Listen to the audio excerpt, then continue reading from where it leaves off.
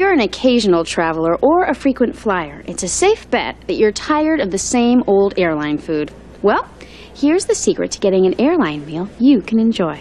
You don't need to spend first-class money to satisfy your palate 30,000 feet above the ground. Airlines don't advertise this, but they have all kinds of special meals available at no extra charge. Here is your mussel meal. And here is a low-fat meal for you, sir. Great. Seafood, vegetarian, kosher, Hindu. The variety is amazing. And moms and dads, if you've got a picky kid who will only eat burgers, you can request a special child's meal. The children's meal. Oh my God, my favorite. Infant meals are available too, but to get any of these meals, you have to ask. When you order your tickets, ask what special meals are available. While everyone else is grappling with the usual fare, you'll be dining on the meal of your choice. Slot machines are the most popular form of casino gambling. What everybody wants to know is it pure luck or are there secrets to improving your odds? When it comes to slot machines, everyone's got a system. A special way of pulling the handle or finding a machine on a hot streak. Do any of these systems really work? To find out, we went to a real expert, a man who designs today's high-tech machines, Dwight Krevelt. Today, slot machines are all controlled by computers inside. There is no way a jackpot is ever due on a slot machine. They occur whenever they occur, just like lightning striking. The handle and reels are just window dressing to give the player the illusion of being in control. Your luck is really determined by a microchip, but some machines are programmed to pay more than others. Here's how to find the loosest machines. What pays better, the nickel slots or the dollar machines? Statistics show the dollar machines are usually looser. It's the casino's way of rewarding the high rollers. When choosing a machine, bigger isn't always better. The large Big Bertha machines in the casinos typically have a lower payback than most others in the casino. If your fantasy is to strike it rich, you'll want to check out these machines called progressives. One of the biggest varieties of slot machines are progressives. That's where instead of having a fixed jackpot, there's a huge jackpot that keeps going until somebody hits it. These are very popular games, and you have a chance to literally win millions of dollars. And by playing a machine, you can literally change your entire life. The number at top is the jackpot you can win. For any machine, it varies depending on how recently someone has won. So shop around and play the machine with the biggest jackpot. One final tip, don't empty your pockets into airport machines. People can't resist one last pull, so they're programmed for some of the lowest odds in town. In South Sea ritual of firewalking. In this age-old ceremony, the fire must heat the rocks for over 5 hours before the Fijians can begin their walk.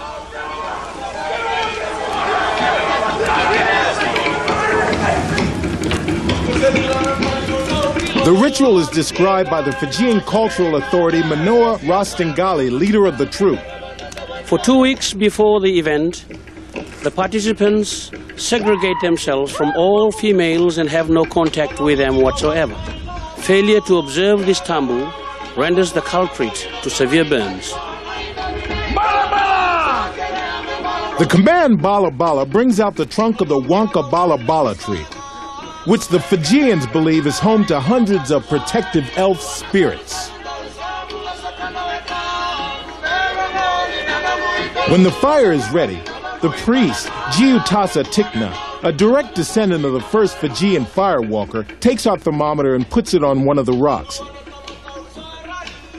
For these men of the Suau tribe of the Fijian island of Bengal, this is a traditional test of bravery which will ensure good luck and a bountiful harvest. In less than 60 seconds, our thermometer registers over 100 degrees Fahrenheit. Just before stepping onto the hot stones, the firewalkers surround the fire with leaves of the hau plant, then brush the embers off the rocks. In case you think these leaves are wet, they aren't, nor do they have any pain-killing properties. We checked with a botanist. There's nothing on these rocks to protect a firewalker's feet from the intense heat. How intense? Unfortunately, our thermometer didn't survive long enough for us to find out.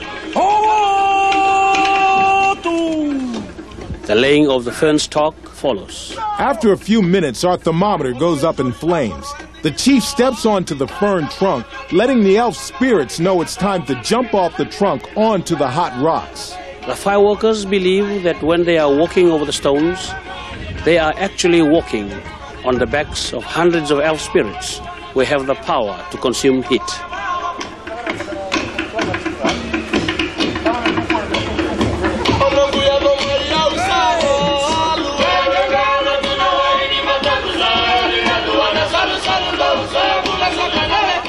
We took one of the rocks from the Fijian ritual to a scientist who has walked across hot coals himself, fusion specialist Dr. Bernard Lyken. I study high temperatures, very high temperatures.